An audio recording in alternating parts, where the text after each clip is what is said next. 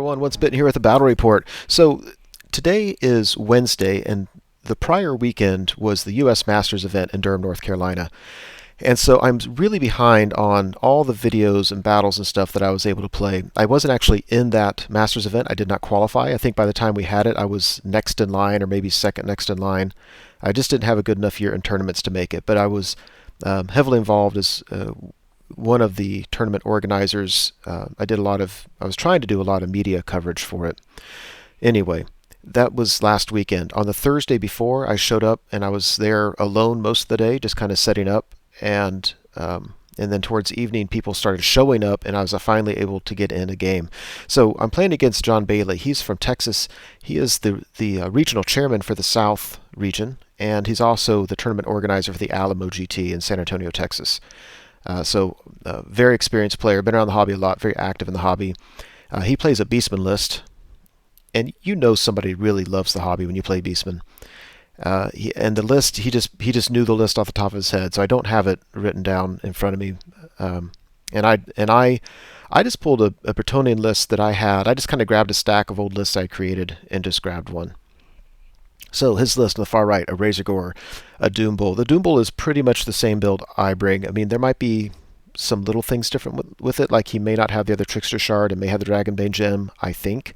But for the most part, he's a 1-up rerollable armor save that gives you extra attacks, and the always strikes first sword. You can see I went to town with that red technical paint. I just loved it. I made him so bloody. Another Razor Gore. I'm not even going to say the chariots. You can see them.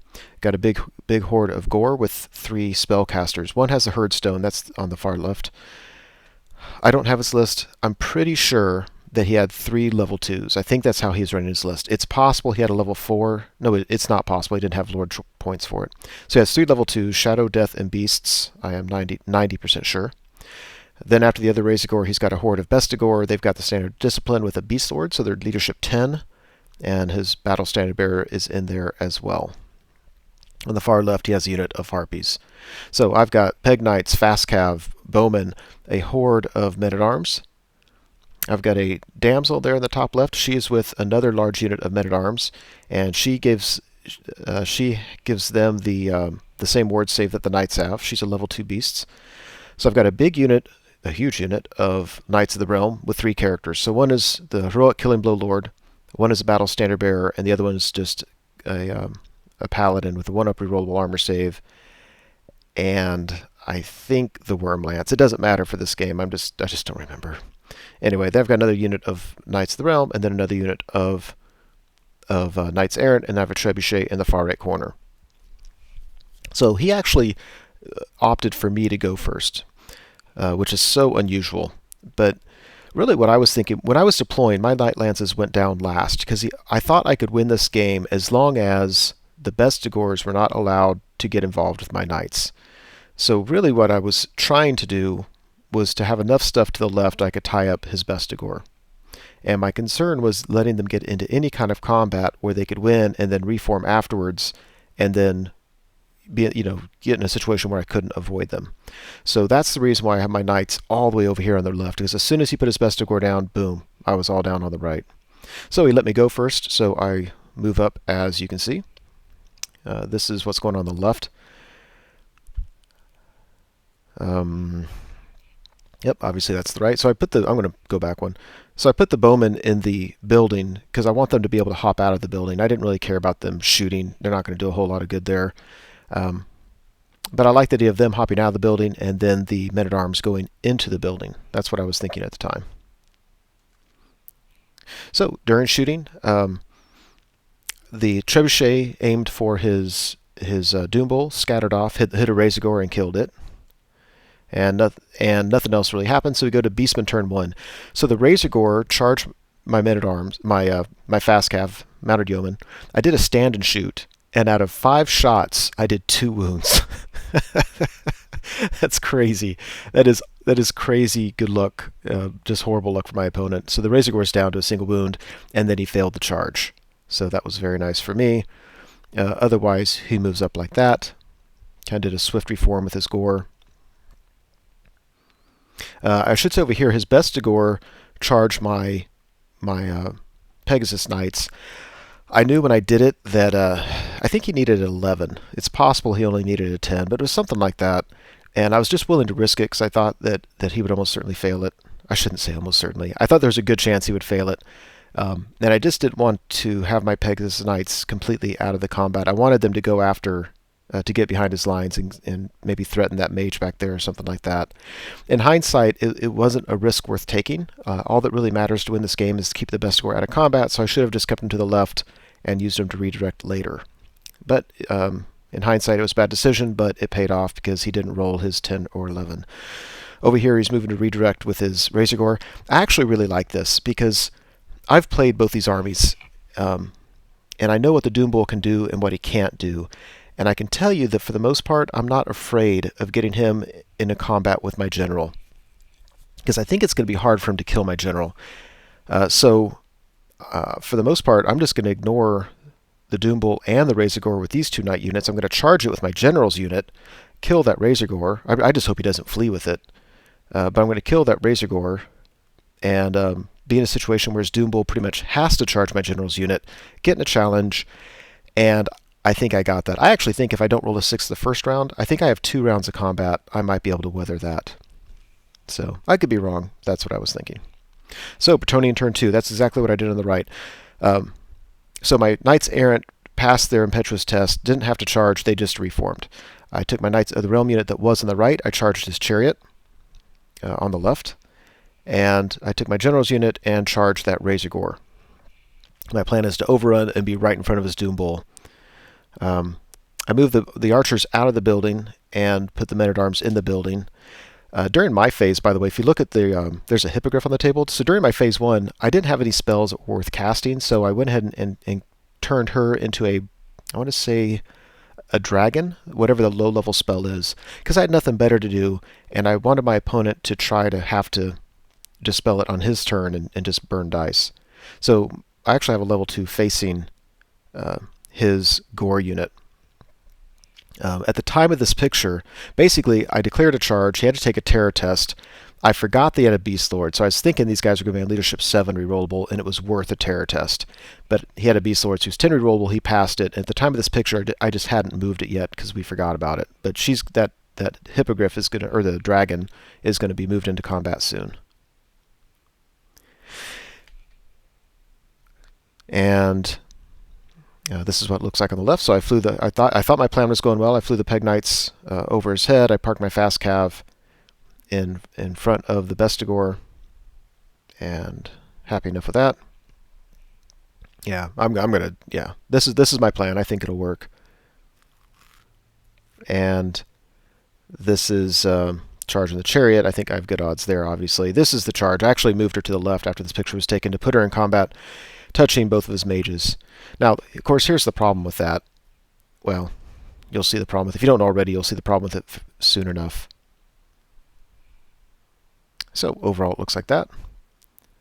So during my magic phase, I actually ended the Remains in Play spell with the... yeah, I moved it over, like I said. Anyway, I ended the Remains in Play spell with the dragon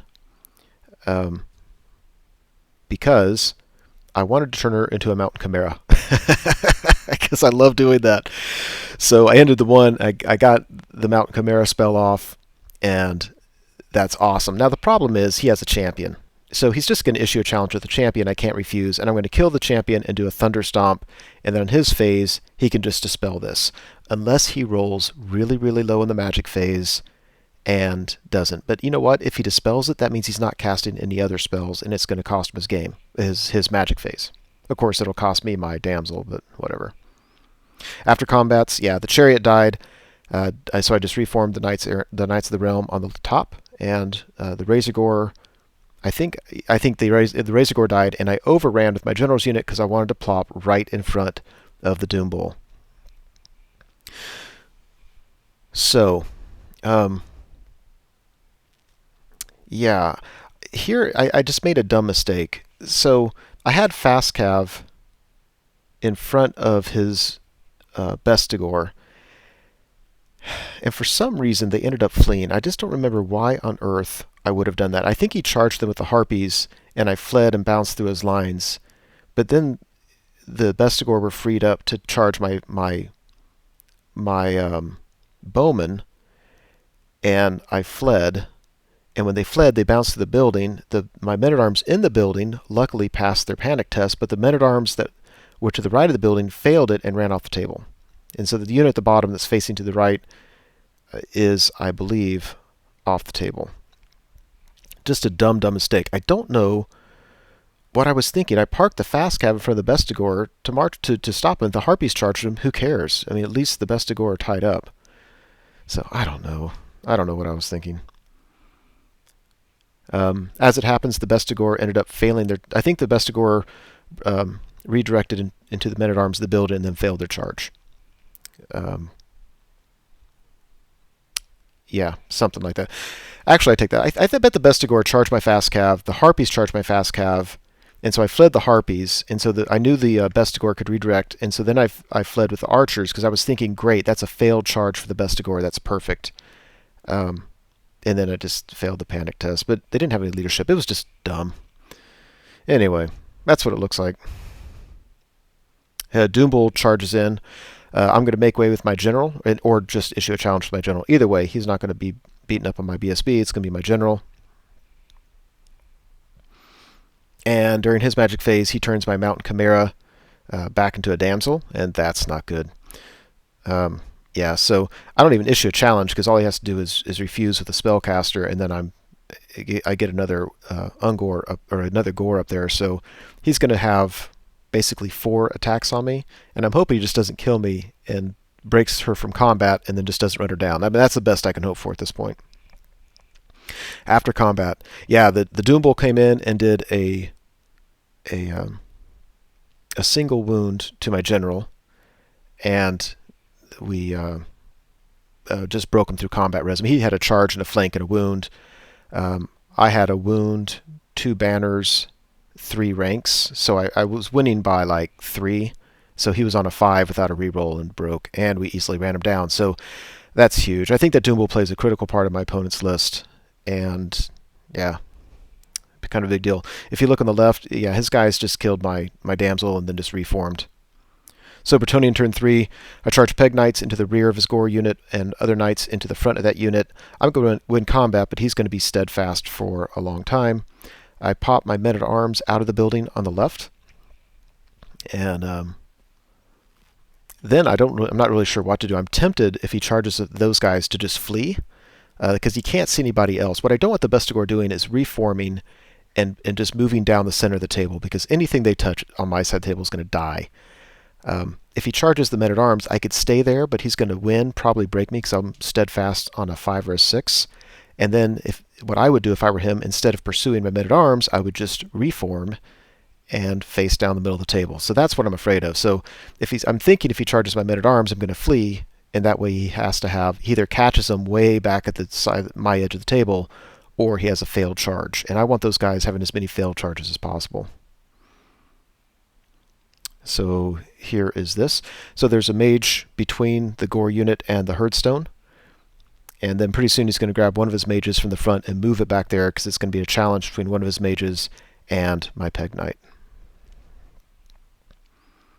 And yeah, so I bring my general's unit all the way around. So on my next turn, I think his Gore are going to stick around for a little bit, but whenever it's my turn again, I can reform those fast cav, just kind of turn them a little bit. My general's unit can go around them and then charge the Gore unit in the flank. And I think by that point, after combat, they're not going to be steadfast anymore. And I'm going to have pretty much everything he has on the table except for his Bestigor unit, I think.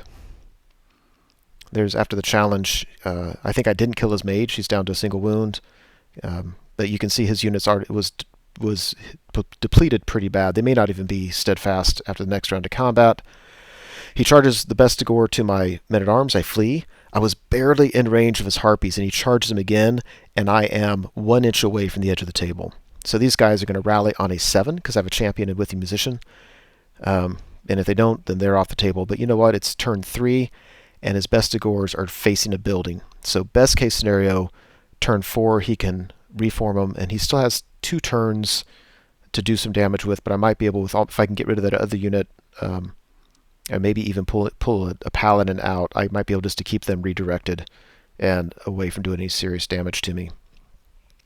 And I think he saw that too. So after combat, I don't think we even fought the above combat. I think at this point a lot of other people were showing up and there was beer being sloshed around, and he kind of said, "I concede, you've got the game, let's go drink beer." And I said, "Okay." So that was the game. Um, I think it would have been fun. I don't disagree with our decision to end the game because it was a big social event. I was kind of curious if I'd be able to keep the Bestigors out of combat, but I really think I would have been able to. His gore unit was going to last long. His Razor Gore is down to a single wound. He's not going to last long. Um, I've got my units together so I could do a bunch of multi-charges, and I think it might even got to the point that if his Bestigors did turn to face me, I might be able to charge him with all my Lances and Peg Knights and do enough damage that he would have so few attacks back that it wasn't going to do me a whole lot of harm.